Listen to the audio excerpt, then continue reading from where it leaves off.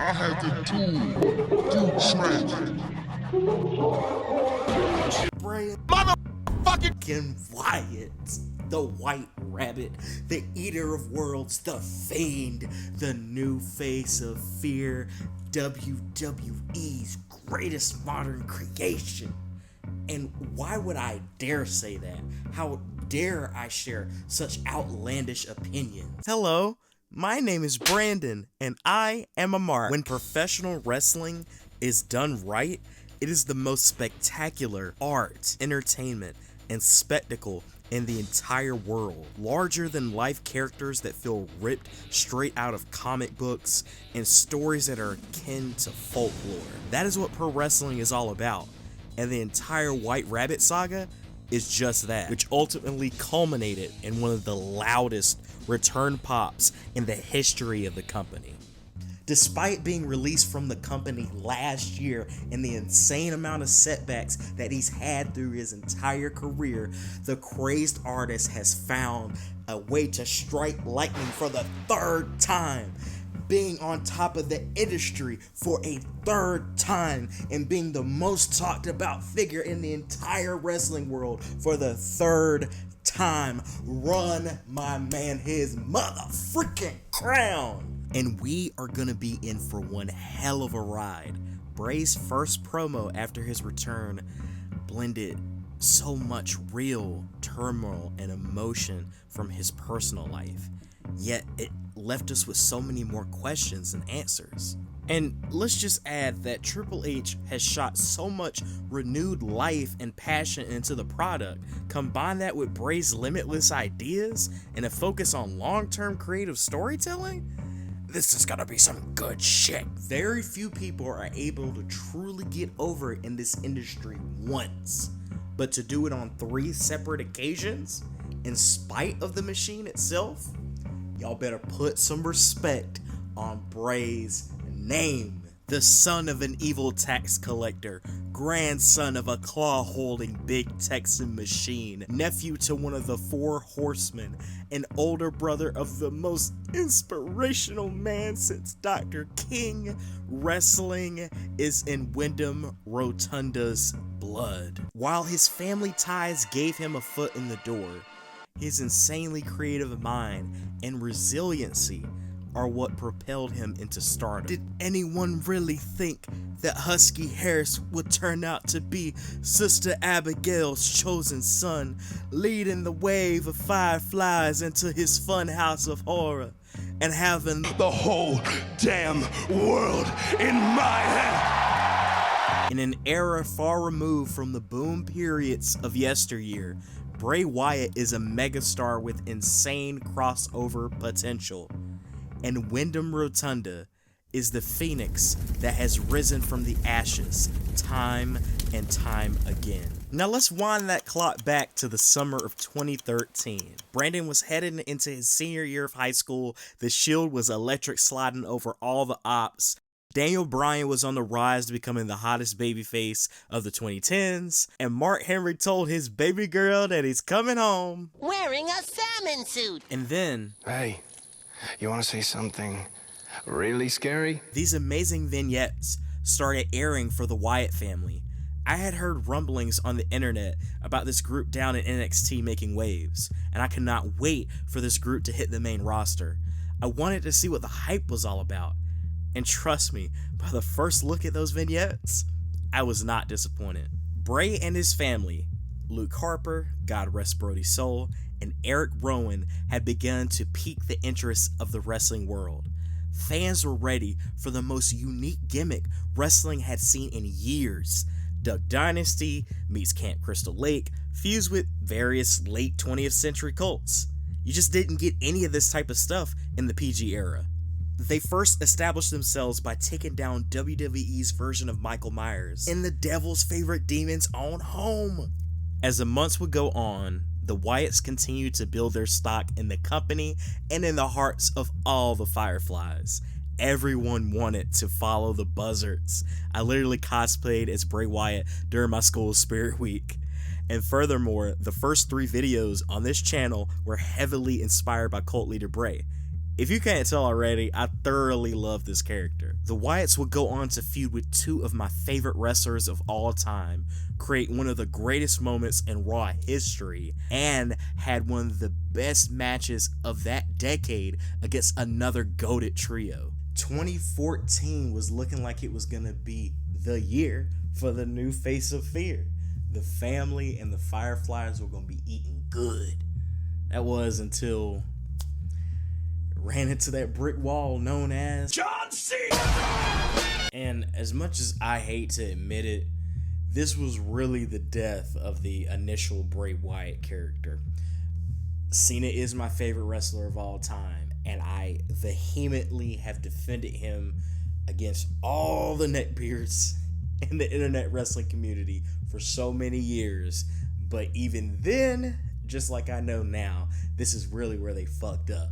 Alright, so when it comes to booking, the end can justify the means. For instance, I was hella pissed when Bianca got squashed by Becky in 26 seconds, but it eventually led to a redemption story and triumphant win for Bianca at WrestleMania 38. So the 26-second bullshit actually ended up being okay in the long run. But this has never applied to Bray Wyatt. From this moment forward, he would slowly but surely lose that illustrious aura, and this started a pattern. Enter the Eater of Pins.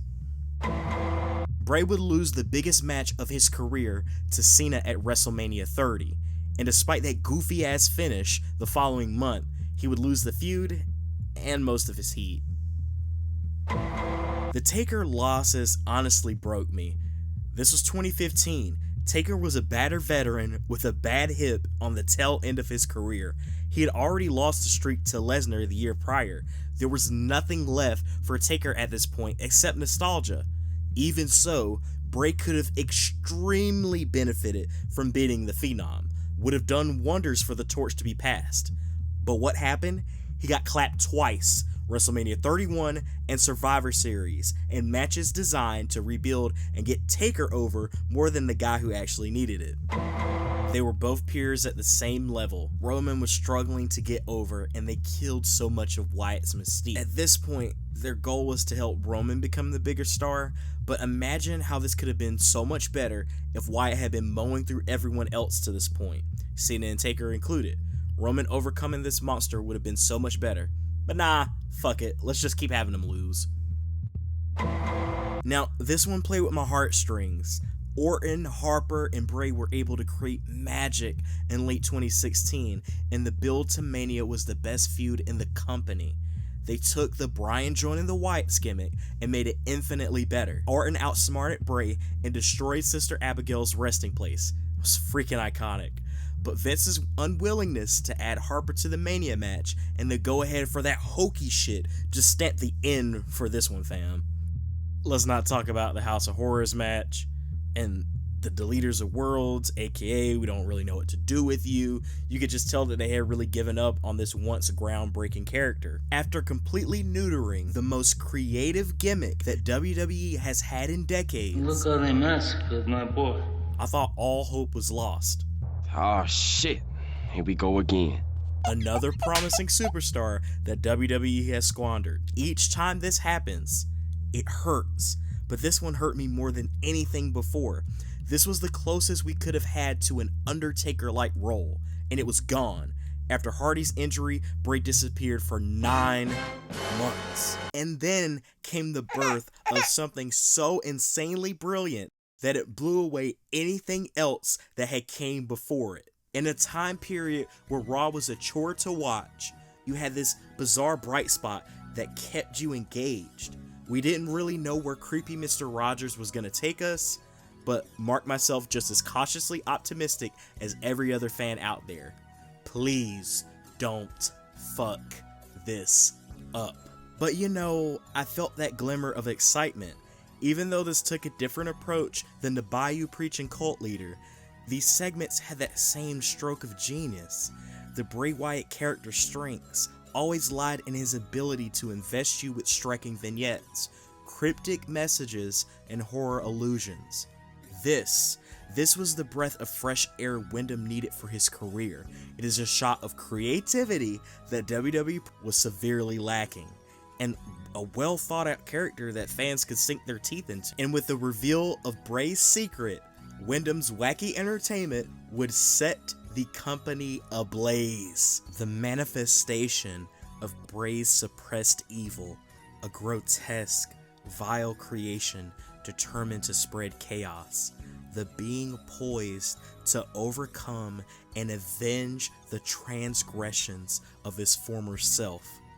The greatest modern monster had been reincarnated, and the resurrection of Bray's career had begun. Nothing can quantify the pandemonium that his in-ring debut caused.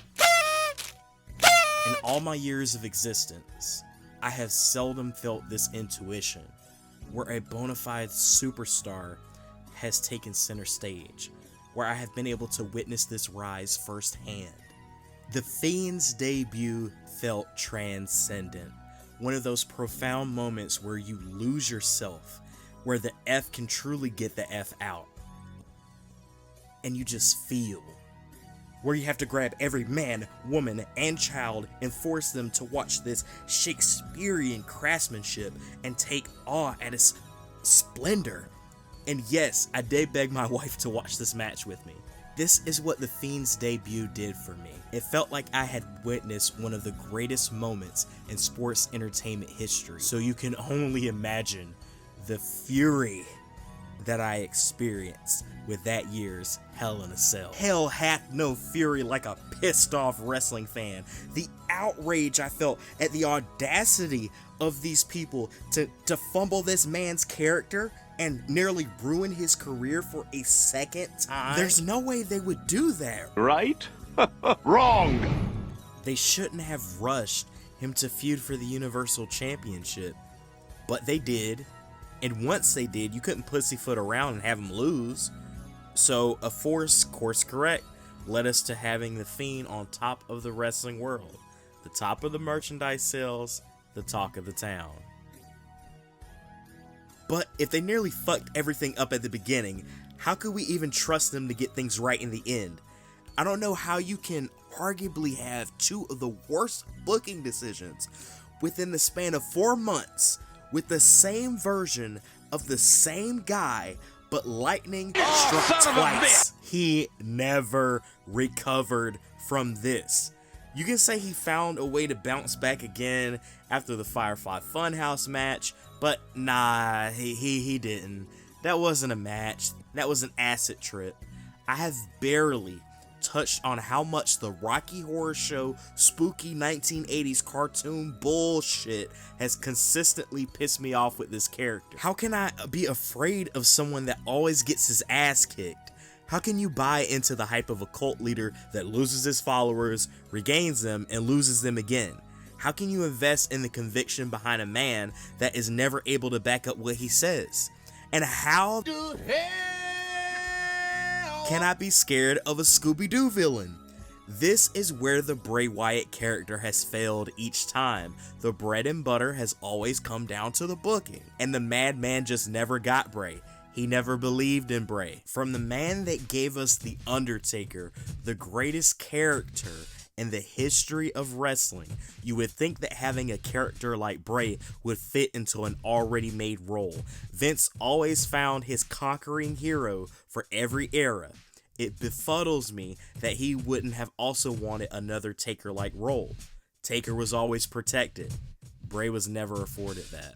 Even though I have been bamboozled, speckled-dorked, and made to look like Boo Boo the Fool on 2 separate occasions, I feel like there's some true hope this time around. That, honestly, I don't even think we would be having this conversation had not all the stuff went down with Vince the way that it did. Maybe that was a blessing in disguise. Many people deserve better from the WWE, but none more than Bray Wyatt. It's time to finally let the cream rise to the top, yeah. And and for the WWE to stop cutting its nose off to spite its own face. I believe Triple H recognizes what he has in Bray Wyatt, a true star, someone who has such a magnificent and organic connection to the people despite how dirty they did him with his booking and presentation in the past. Give the man his flowers. Please do not fuck this up again. WWE, Bray Wyatt is your greatest creation of this era. I pray that you finally realize that.